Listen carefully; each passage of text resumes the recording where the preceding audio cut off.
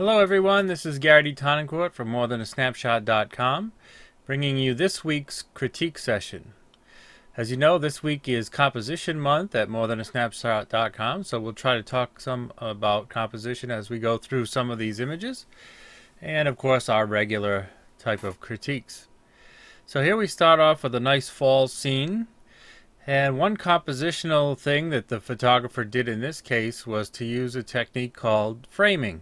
So you can see that really the main subject is this tree back here because that's what's sharp and in focus.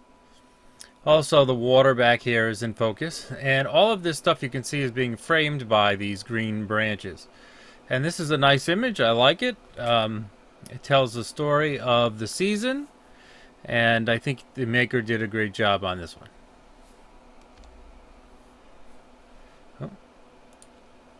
All right. Here we have a nice image. It's very interesting because we're close up. It's almost a square aspect ratio, which does keep us focused on the face. When we have an almost square or a square type of aspect ratio, our eye tends to go around in a circle, which is keeping us focused on the face. I think that you fill the frame nicely. The exposure looks good. The subject is interesting. Let's see. It's a little hard to tell on this image if you got the focus point exactly right. It looks like the tip of the nose is more in focus than the eyes. So that's a little bit of a problem. When you focus on the animal, you want to make sure you focused on the closest eye to you. And we can't tell what f-stop you use, so we can't tell if you had enough depth of field, but you have to be aware of that. Also, as a not really a distraction, but the it almost looks like it's, you know, gravel or something, so it doesn't look totally wild because you can see this. Maybe it's a zoo shot or something like that. As far as the processing of the image, I think it could use some contrast. Let's see. Yeah, just a little bit of contrast. And I might bring up the highlights just a bit.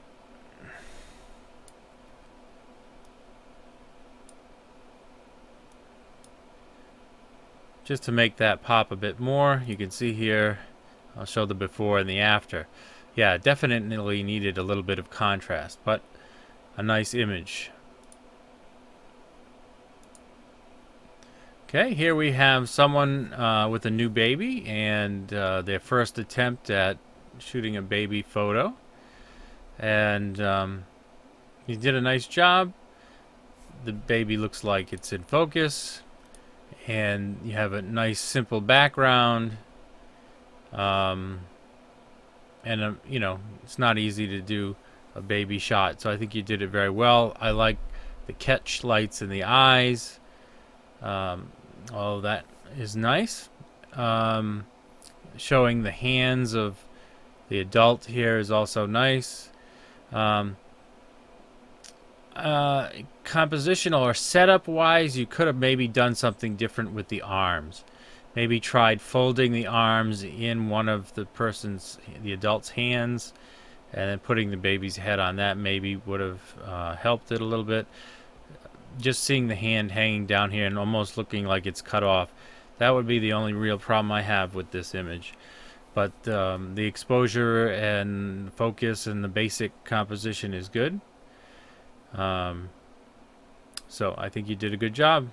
If you try it again, you may also want to try different poses, of course. A lot of times they even shoot babies sleeping. Can look good even if they're, you know, you can pose them any way you want, even if they're not awake. A nice vibrant fall scene. And I think it's very interesting, but I think you have some overexposure.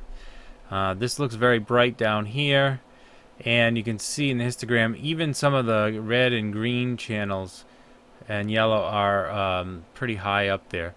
You can see even when we put the clipping warning on, there is clipping in the sky.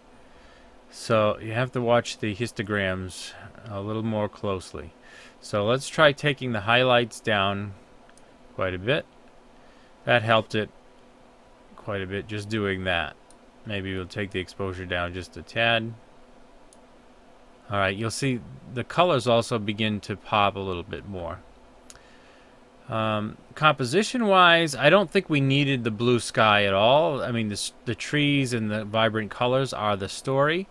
And I think, I don't know if you took extra shots, but I think the real story, the real picture for me anyway, is the beautiful reflections that it's making in the water. So if you had included more of the water, we could have seen these cool reflections. But not a bad shot on the shot that you did take. It just would have been interesting to see down the reflections in the water. This is a nice image. I think you could have a little bit less foreground. There's a lot of grass here that doesn't seem to be adding much to the image. In one of my recent videos we talk about aspect ratio, and you do have this as sort of an almost a 16:9 type aspect ratio, but I would crop it a bit more, and I'm going to try it with the 16:9 aspect ratio since it's a handy one that's there. And I'm going to just get rid of a lot of that foreground grass. And we can even get rid of that little building over there on that side. Something like this. And the other thing I probably would do is take it into Photoshop and flip it. So that's another tip that's in one of my recent blog posts. You can flip horizontal, and then the barn will be on this side of the image instead of on this side of the image. So that way your eye has time to come into the image and then run into the barn. And there is also some overexposure here. You can see in the fence and around the trees. So you could have shot it a little bit less, maybe a -1/3 on the exposure or so. Although I can probably get rid of these blown highlights in with this highlight slider. Yeah, that looks better. But nice image. This image I really like a lot because I like this type of misty water, you know, looking through the trees type of shot. You have Canadian goose down here. I don't know if it's just the size of the image, but the trees do look sharp. It just doesn't seem to have a whole lot of detail, especially when looking at the bird. Maybe because it's a small JPEG or something. But composition-wise, I like the shot. You might try some things to enhance it. Maybe bring out the sky a little more. Let's try adding a bit of clarity.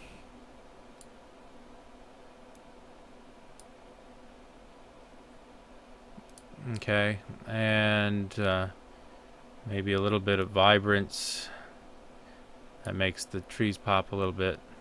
Actually, instead of adding vibrance, what I would probably try in this one is in Nik Color Effects they have a brilliance filter, and it adds a bit of warmth to the image in a very nice way, nicer than I can achieve with Lightroom. I can add a little bit of warmth with this, and that's sort of the effect. That may be a little bit much, but let's pull it down some. But that's kind of a little bit of the effect that I'm going for, just probably not that harsh. So let's take a look at the before and after.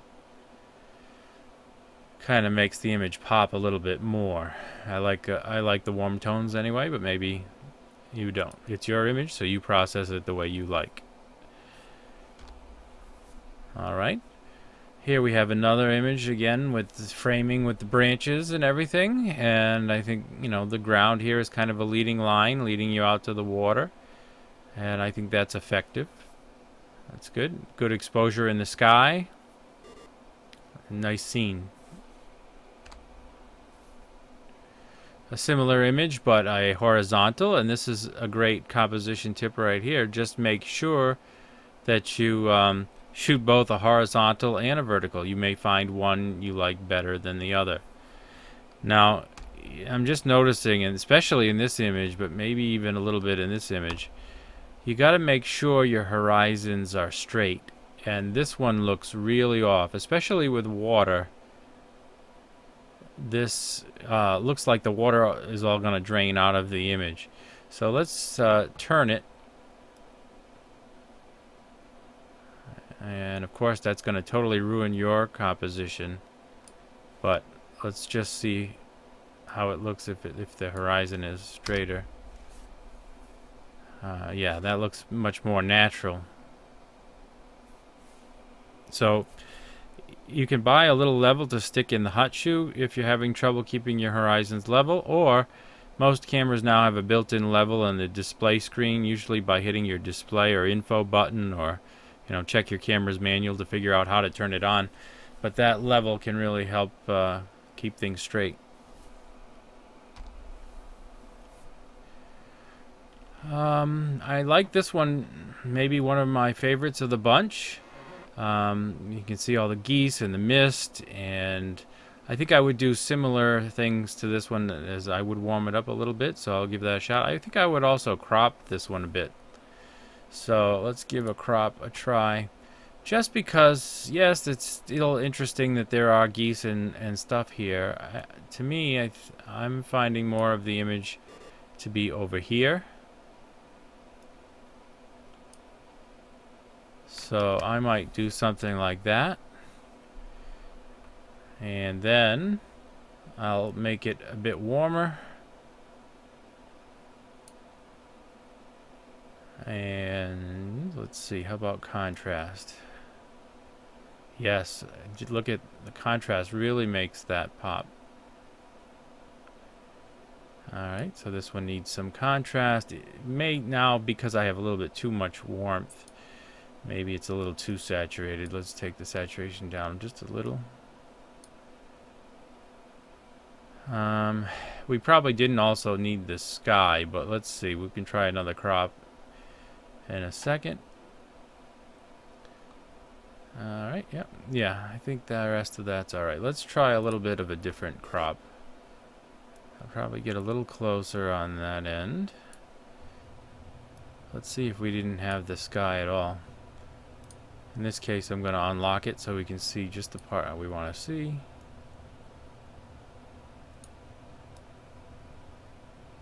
Maybe we could have just a little bit, just a little hints of the sky.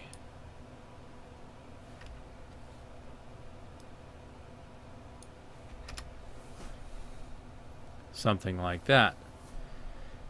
Alright, let's now see if we can make sure that the water looks like it's straight. Yeah, I guess that one looks pretty straight. Alright, so let's see if we can see the before and after. Look at the difference the contrast and the warmth made in this image. It really, to me, brings it out and makes it stand out a bit more. You can let me know what you think in the comments. And that is the last image for this week. So I want to thank you all for submitting, and I hope that my suggestions help. And we'll see you next time. Thanks. This has been Gary D. Tonicourt from morethanasnapshot.com.